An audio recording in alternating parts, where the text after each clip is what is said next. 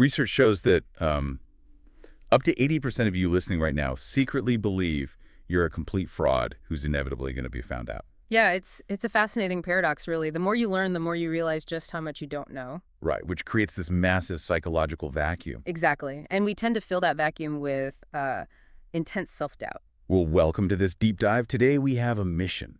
We are going to explore the hidden architecture of human anxiety, motivation, and self-doubt. And we've got a really diverse stack of sources for this one. We really do. We're unpacking the foundational existential psychotherapy of Irvin Yalom, clinical research on imposter syndrome from Valerie Young, Basima Tufik, and Adam Grant. Plus, we're looking at the mechanics of self-determination theory, and finally, the framework of acceptance and commitment therapy, or ACT. It's a robust stack of material, but these sources all circle the same fundamental question. Like, how do we navigate the overwhelming, open-ended freedom of being human without completely losing our minds? Exactly. And for you, the listener, our resident, insanely curious learner, you likely feel this immense crushing pressure to absorb all this information perfectly. Yeah, you want the ultimate roadmap to success. Right. But what happens when the pressure to follow that roadmap just makes you feel like an imposter? Today, we are dismantling the psychology of why we doubt ourselves. Okay, let's unpack this. To understand the anxiety we face on, like, a random Tuesday afternoon at work, we actually have to start at the bedrock of human existence. Going straight into the deep end. Straight into the deep end with Irvin Yalom. He's this groundbreaking psychiatrist who essentially figured out how to bring dense, heavy concepts of existential philosophy directly into the clinical therapy room. And Yalom draws a very sharp, crucial distinction right at the gate between two types of anxiety, right? Yes. Most of us are familiar with neurotic anxiety. That is displaced fear. Like if you have a terror of flying. Right. You aren't necessarily just afraid of the plane. Your brain has displaced a deeper, unmanageable fear onto a tangible object. Got it. But then there is existential anxiety. Yeah, and Yellam's radical argument is that existential anxiety is not a disorder. It's not a pathology or something broken in your brain. It's a completely proportionate, rational response to the raw facts of being alive. It's a massive shift in perspective. Yalom argues that if you aren't feeling a baseline level of anxiety, you're probably just not paying attention. Wow. He maps out the human condition into what he calls the four ultimate concerns. And these aren't puzzles to be solved. They are inescapable realities to be confronted. And the first one is death. Right. It's the core terror of our finite time. We spend enormous amounts of unconscious psychological energy denying that our time is limited. But the mechanism of that denial is what causes the tension, right? Because Yalom found in his clinical work that when people actually confront their mortality head-on, say, after receiving a terminal diagnosis, they don't necessarily fall into despair. No, they often experience a profound, clarifying awakening because all those artificial concerns just burn away. Right.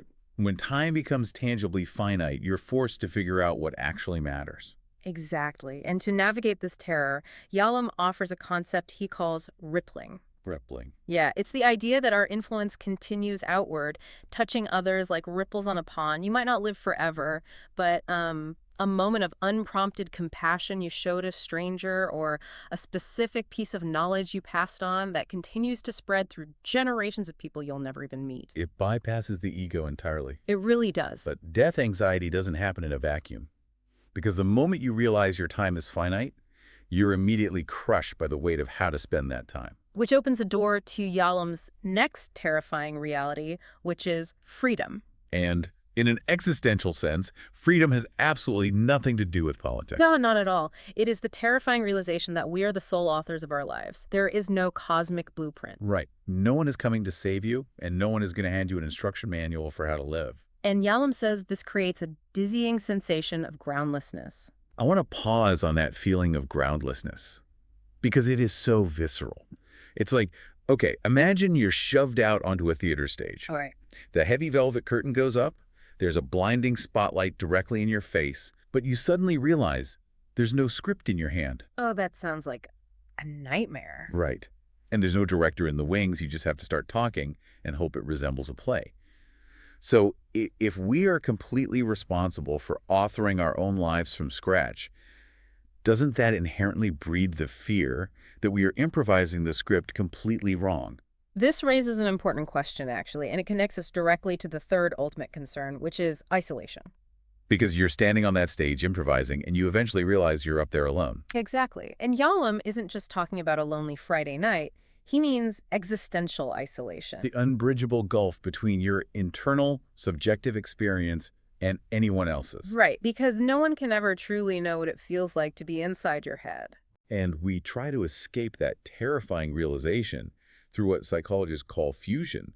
We try to erase the boundaries between ourselves and others. Yeah, we lose our identity in romantic relationships, or we fuse our sense of self with a corporate job or a political group, All to avoid the quiet terror of being fundamentally alone. which leaves us staring down the fourth and final concern, meaninglessness. Right. If we die, if we're groundless, and if we're ultimately alone, then what's the point of any of it? The universe does not provide a built-in purpose. We are meaning-seeking creatures thrown into a universe that has no intrinsic meaning to offer. But the pursuit of meaning is this massive psychological paradox. Yeah. Yellow explicitly warns that you can't just hunt down meaning like it's buried treasure. No, it has to be approached obliquely. Right. You don't find meaning by sitting in an empty room asking, what is my purpose, all day. It's like trying to fall asleep by aggressively commanding your brain to sleep. Yeah, that just repels the very thing you want. You find meaning only as a byproduct of fully engaging with life. Let's follow that causal chain we built earlier. We're standing on that blank theater stage, feeling entirely groundless, and we are desperately afraid we're improvising the script wrong. Yeah. If there's no universal script to follow, we have no internal metric for success. So what do? We look to the audience. We desperately seek external validation to assure us we're doing okay. But when the audience applauds, we don't believe them. Because we know we're just making it up as we go. Right, you think, if they only knew I had no script, they would stop clapping immediately. Exactly. And that is the exact mechanism that generates our next major topic, imposter syndrome. The transition from existential groundlessness to everyday imposter syndrome is seamless. Because, well, imposter syndrome is essentially the terror of freedom applied to your career and personal life. And as I mentioned earlier, the scale of this phenomenon is staggering. Up to 80% of high-achieving people experience this. It's everywhere. But researcher Valerie Young discovered that feeling like a fraud is not a monolith.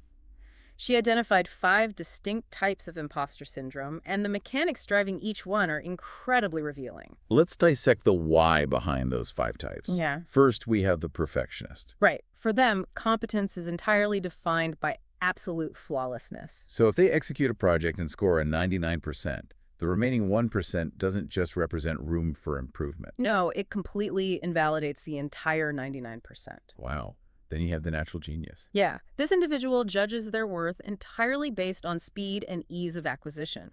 Their entire identity is built on being frictionless.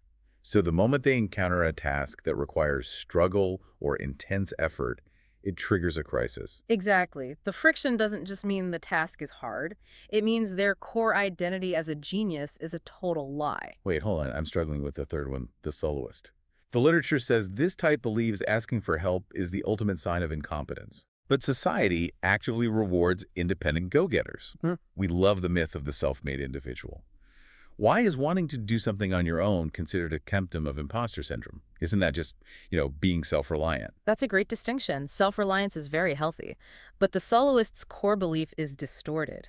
They believe that competence is an exclusively solitary trait. Oh, I see. It's not just about wanting to do it alone.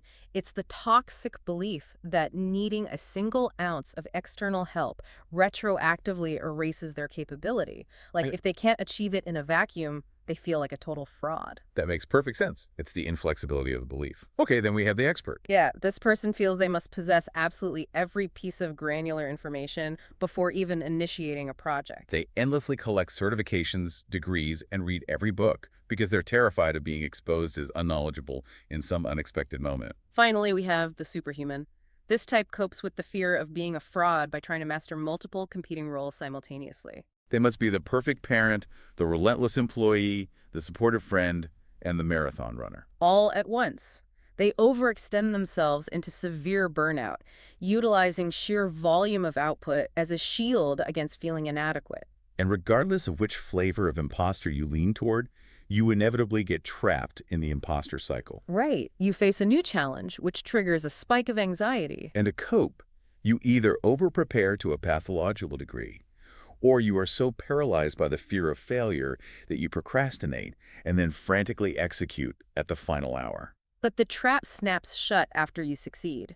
Because of the cognitive bias of imposter syndrome, you commit an attribution error. If you over-prepared, you tell yourself, I only survived because I sacrificed my sleep and worked myself to the bone. It wasn't my talent. And if you procrastinated, you say, I just got lucky this time, but next time they'll catch me. So the cycle just reinforces itself, demanding more anxiety for the next task. But there is a massive twist in the research here. It isn't all doom and gloom. Right, where researchers Basima Tufik and Adam Grant studied professionals and found that imposter thoughts can actually be manipulated into a source of potent fuel. The mechanism here is fascinating.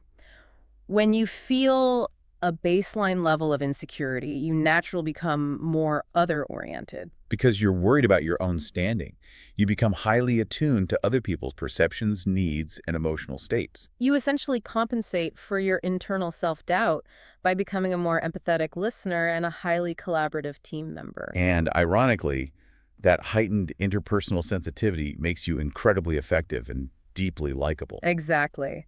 The data shows that people grappling with imposter thoughts consistently outperform their peers who possess completely blind, unshakable confidence. But I have to push back a little on this, especially regarding the superhuman type. Okay, sure. Because modern society doesn't just passively observe this behavior, it aggressively demands that we act like superhumans.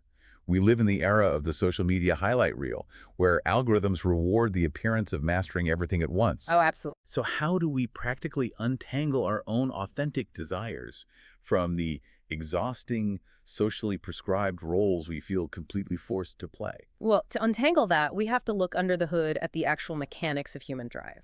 We have to pivot from the external performative pressures of imposter syndrome to the internal engine of what psychologists call self-determination theory, or SDT. Which fundamentally asks, why do we do what we do? Right.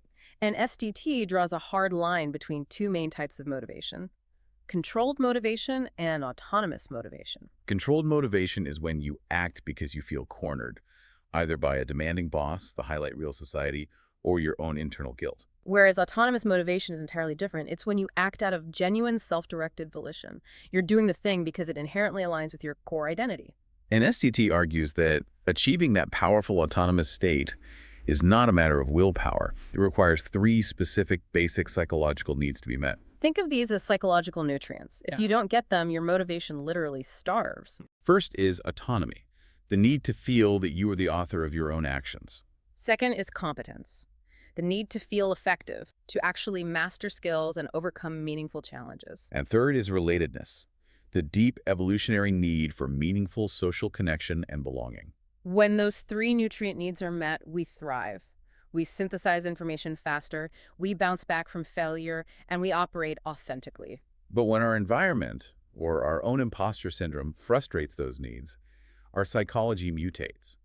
And this brings us to one of the most dangerous concepts in SDT, introjected regulation. Introjected regulation occurs when you swallow an external rule or pressure whole without ever truly digesting it to see if it aligns with your values. You internalize the demand, and your motivation becomes entirely fueled by the avoidance of shame or the preservation of a very fragile ego. It's often described as walking around with a heavy backpack filled with other people's expectations. That's a good visual. But honestly, I think it's way more insidious than a backpack, because you can just take a backpack off. Introjected regulation is almost like a psychological autoimmune response. Oh, wow. Yeah, the external pressure from society acts like a virus, but instead of your psychological immune system fighting it off, your internal motivation system absorbs the virus, mutates, and starts attacking your own self-worth in the form of relentless guilt.